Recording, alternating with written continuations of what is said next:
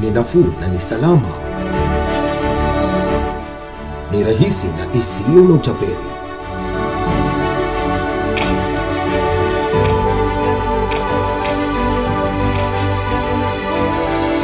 Ni PBZ Wakala.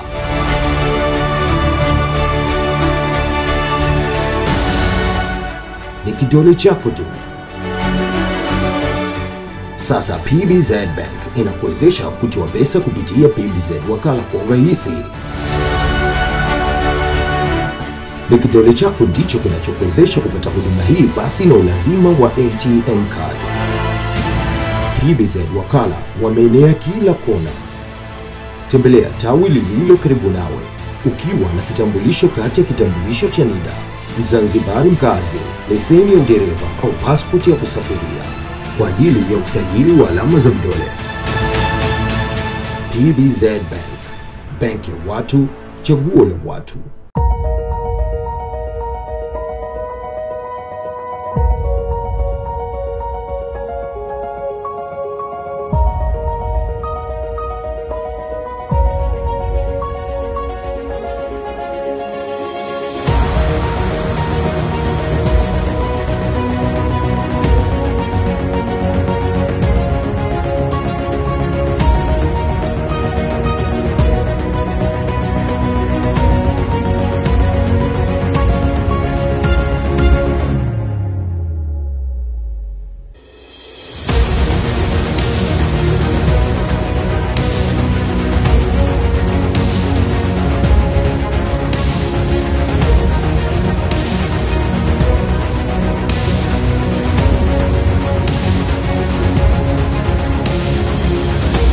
Hiki ni kipindi kinachoangazia miradi ya kimkakati ya Rais wa Zanzibar na mwenyekiti wa Baraza la Mapinduzi, Dr. Hussein Ali Mwinyi, kwa niaba ya taasisi ya Afisi ya Rais, Ufuatiliaji na Usimamizi wa Utendaji Serikalini, PDB, kwa udhamini wa Mamlaka ya Udhibiti wa Huduma za Maji na Nishati Zanzibar, ZURA, pamoja na Benki ya Watu wa Zanzibar, PBZ.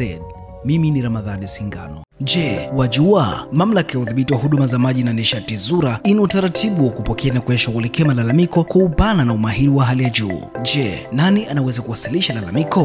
Kwanza, mtu mwenye lalamiko. Pili, mtu aliyechaguliwa kufungua malalamiko kwa niaba ya watu wengine. Na tatu, sheha wa shehia husika ikiwa ni lalamiko la mtu zaidi ya mmoja ndani ya shehia hiyo. Utawasilishaje malalamiko? 1. Kuwasilisha katika ofisi za ZURA. 2. Kujaza fomu ya malalamiko kupitia tovuti ya ZURA. Na 3. Kupiga simu ZURA bure, huduma kwa wateja kwa namba 0800711117. Kwa huduma ya maji na umeme, mlalamikaji anaweza kuwasilisha malalamiko hayo ZURA ikiwa kuna changamoto ya kutopatia ufumbuzi kwa mtoa huduma. Kwa huduma ya mafuta na gesi, mlalamikaji wasilisha lalamiko lake kwa mtoa huduma mafuta na gesi na kutoa taarifa ZURA ndani ya saa 48 baada ya kuwasilisha lalamiko lake. Vile vile, mlalamikaji anatakiwa awe na risiti kama kielelezo cha lalamiko lake. ZURA, udhibiti wa huduma kwa thamani.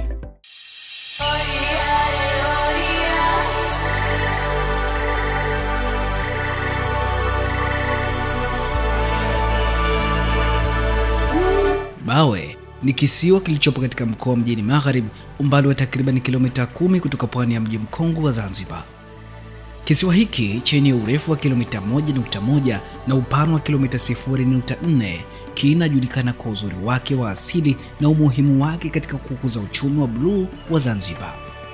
Serikali ya awamu ya 8 chini ya uongozi wa Dr. Hussein Ali Mwinyi, Rais wa Zanzibar na mwenyekiti wa Baraza la Mapinduzi, imeweka juhudi kubwa kuhakikisha kisiwa hiki kinakuwa sehemu muhimu ya uwekezaji. Serikali imefungua milango kwa wawekezaji wa ndani na wa nje kuwekeza katika kisiwa hiki kwa lengo la kuboresha uchumi, kuongeza ajira na kukuza sekta ya utalii. Hatimaye, hoteli ya kisasa yenye hadhi ya juu imejengwa katika kisiwa hiki cha Bawe, ikiwa ni mojawapo ya miradi 15 ya uwekezaji katika visiwa vidogo vya Zanzibar.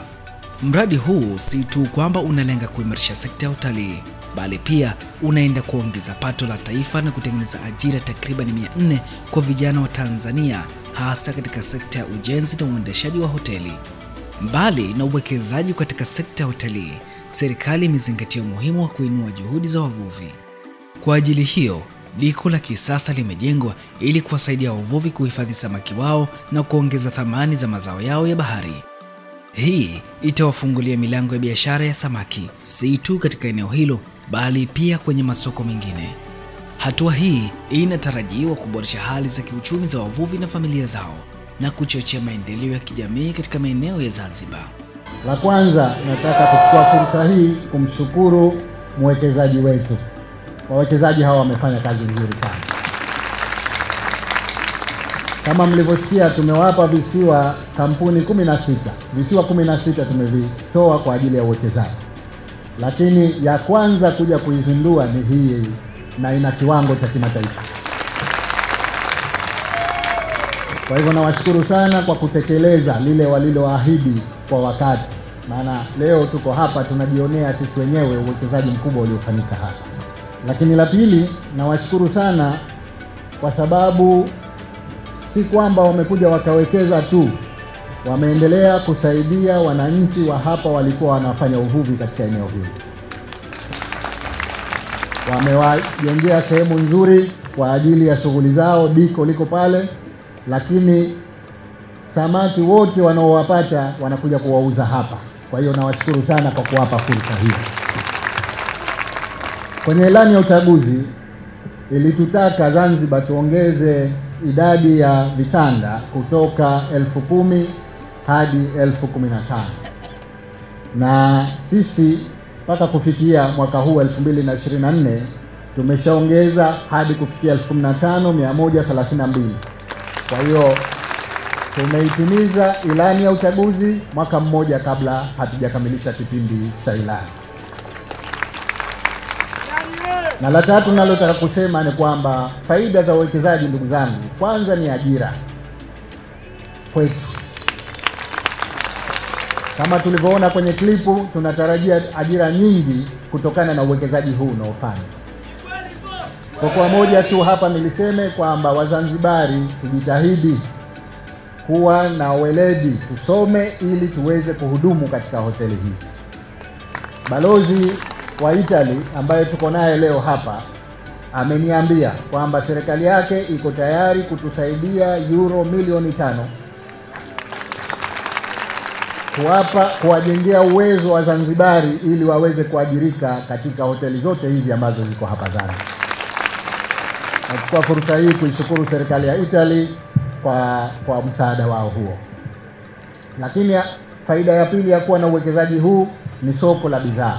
Kama hawa wavuvi wa hapa wanapouza hapa, wakulima wadogo wadogo wanauza, kwa hiyo tunapata masoko kwa bidhaa zetu katika hoteli hizi. Na la tatu ni kuongeza watalii, na kwa kweli nchi yetu imeendelea kuongeza watalii, na kama mnavyofahamu, utalii ndio sekta mama ya uchumi katika nchi. Kila wakiongezeka maana yake uchumi wetu unakuwa zaidi. Kwa hiyo tunawashukuru kwa yote haya, tunasema asanteni sana.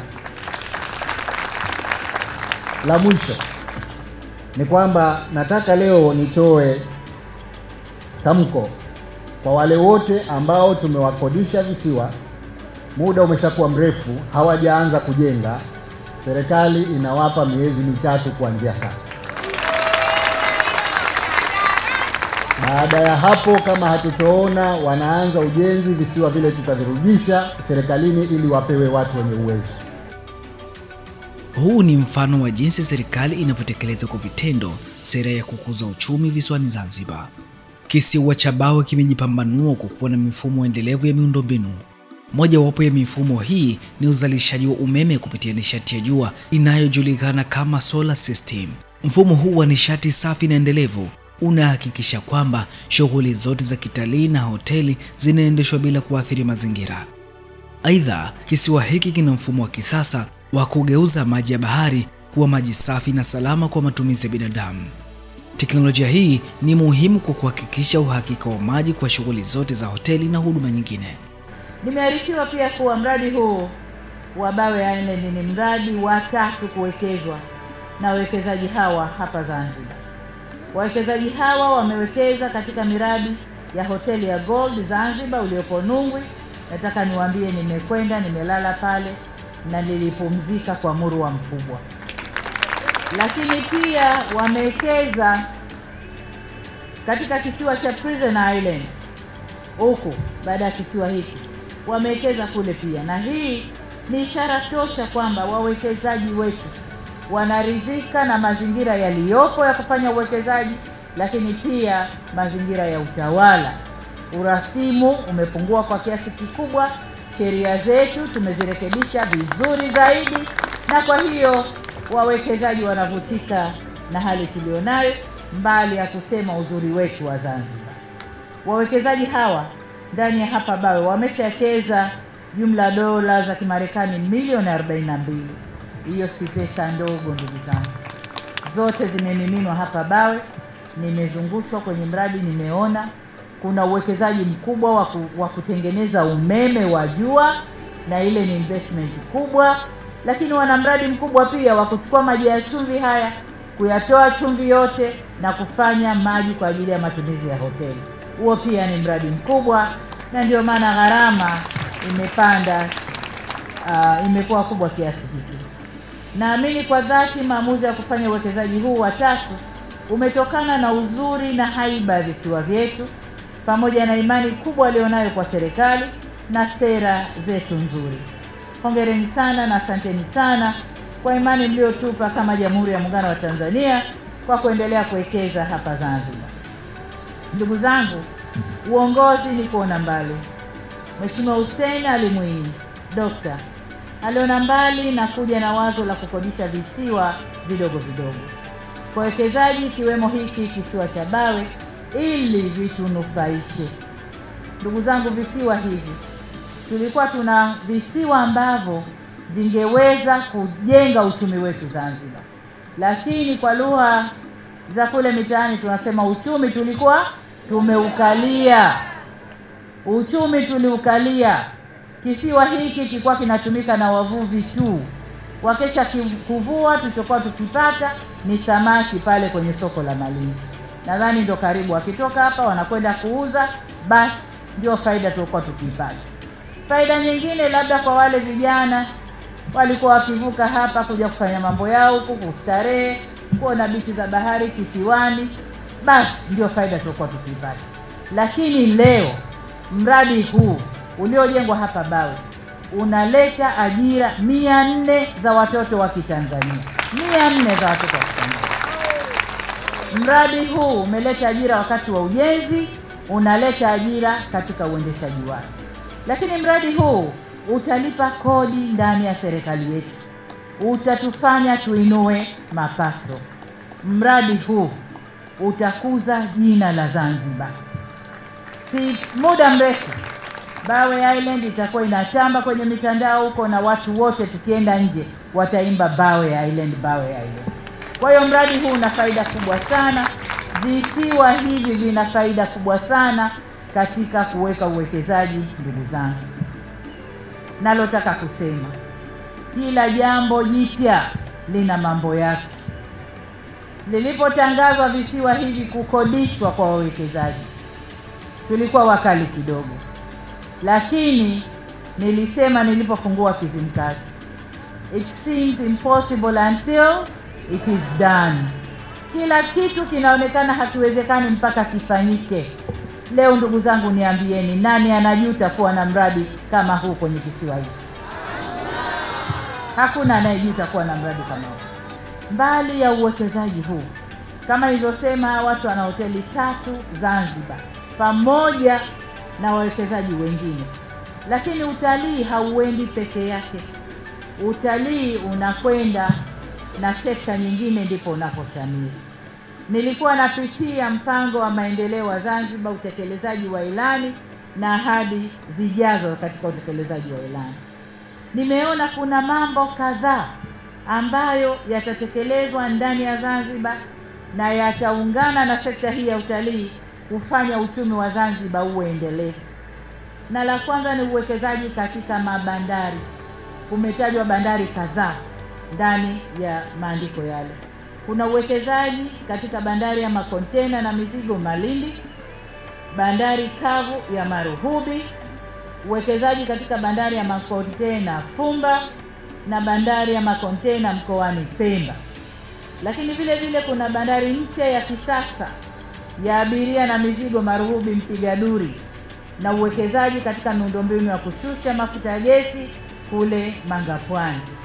Hii yote ni sehemu ya mikakati ya kuimarisha uchumi endelevu ndani ya nchi yetu kupitia mabandari na kupitia uchumi wa buluu. Haya ni maono makubwa ndugu zangu, ni maono makubwa sana.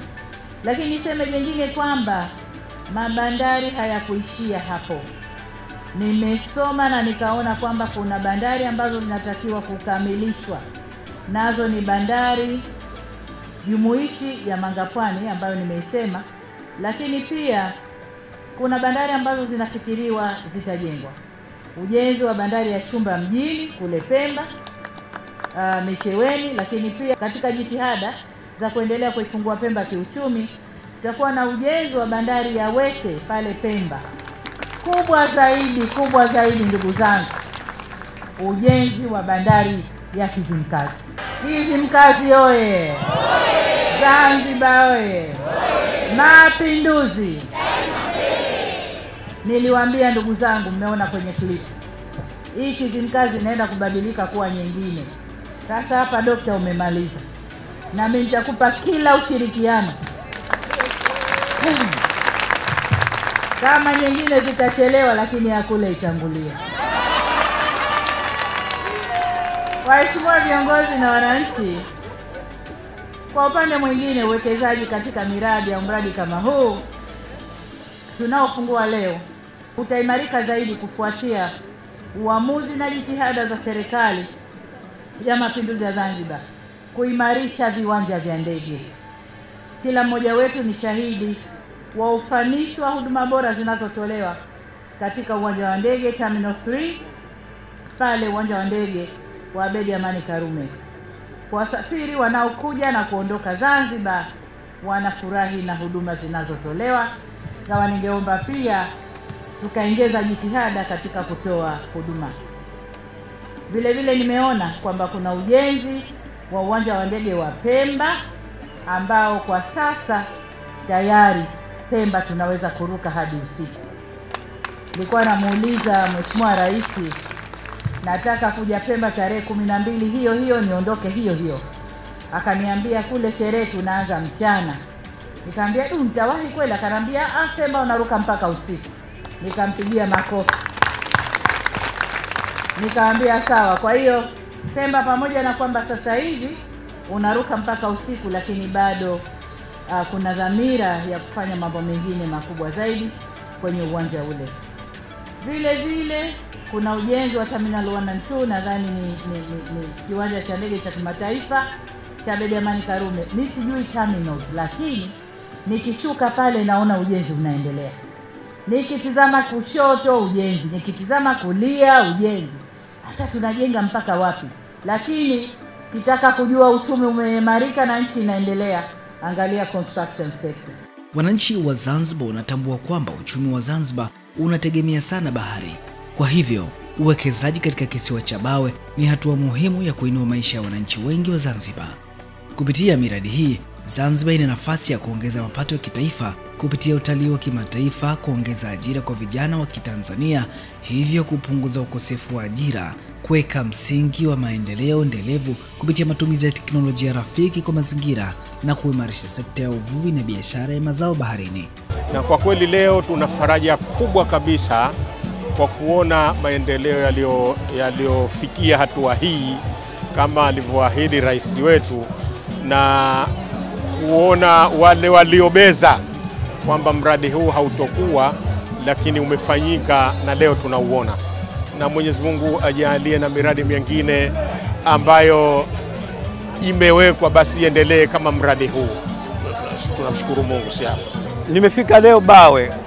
Kwa kawaida huwa nakwenda kutembea karibu visiwa vyote ambavyo viko katika eneo letu la Malindi. Lakini leo Bawe nimeona aina yake.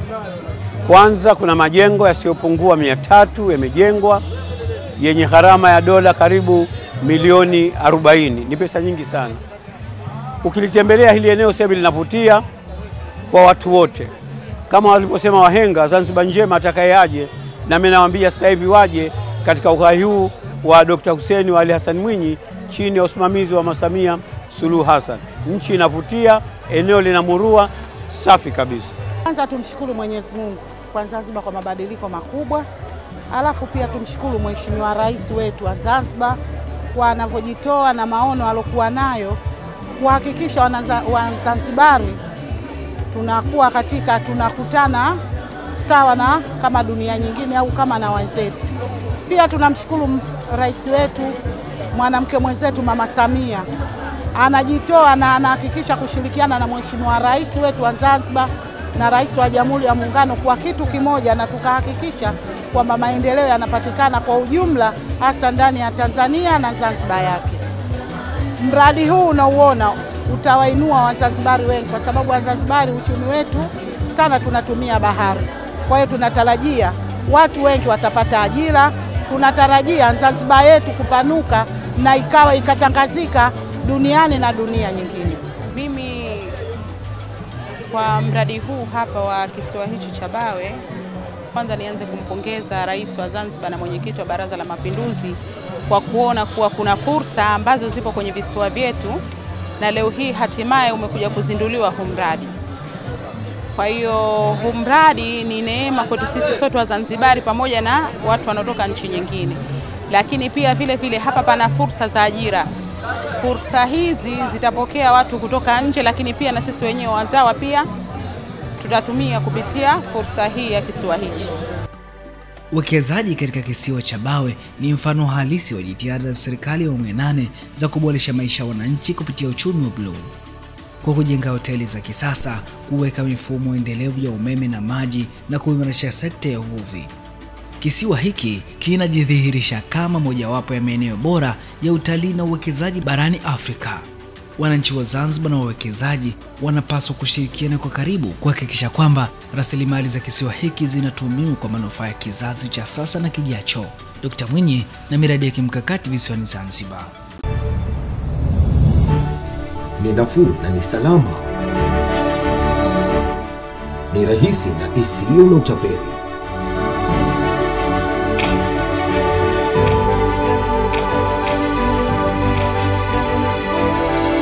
Ni PBZ Wakala.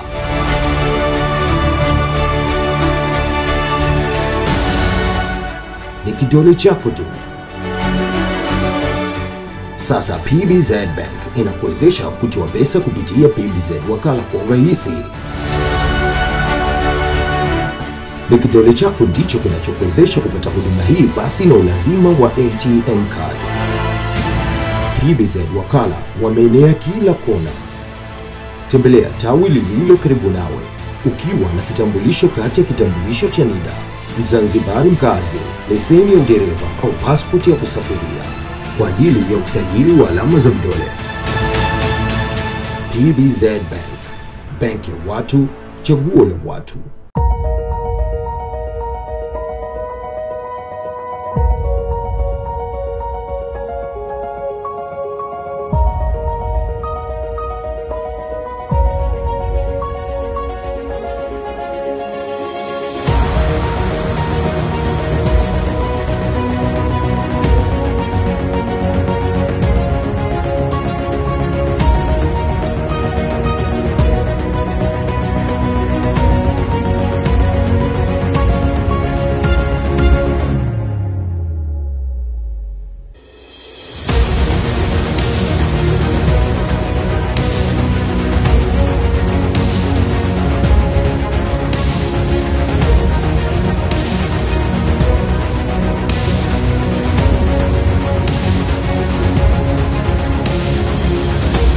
Hiki ni kipindi kinachoangazia miradi ya kimkakati ya Rais wa Zanzibar na mwenyekiti wa Baraza la Mapinduzi, Dr. Hussein Ali Mwinyi, kwa niaba ya taasisi ya Afisi ya Rais, Ufuatiliaji na Usimamizi wa Utendaji Serikalini PDB, kwa udhamini wa Mamlaka ya Udhibiti wa Huduma za Maji na Nishati Zanzibar ZURA, pamoja na Benki ya Watu wa Zanzibar PBZ.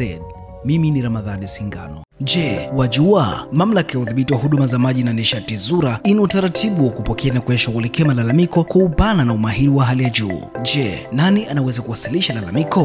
Kwanza, mtu mwenye lalamiko. Pili, mtu aliyechaguliwa kufungua malalamiko kwa niaba ya watu wengine. Na tatu, sheha wa shehia husika ikiwa ni lalamiko la mtu zaidi ya mmoja ndani ya shehia hiyo. Utawasilishaje malalamiko? 1. Kuwasilisha katika ofisi za ZURA. 2. Kujaza fomu ya malalamiko kupitia tovuti ya ZURA. Na 3. Kupiga simu ZURA Mafuta bure, huduma kwa wateja kwa namba 0800711117. Kwa huduma ya maji na umeme, mlalamikaji anaweza kuwasilisha malalamiko hayo ZURA ikiwa kuna changamoto ya kutopatia ufumbuzi kwa mtoa huduma. Kwa huduma ya mafuta na gesi, mlalamikaji wasilisha lalamiko lake kwa mtoa huduma mafuta na gesi na kutoa taarifa ZURA ndani ya saa 48 baada ya kuwasilisha lalamiko lake. Vile vile, mlalamikaji anatakiwa awe na risiti kama kielelezo cha lalamiko lake. ZURA, udhibiti wa huduma kwa thamani.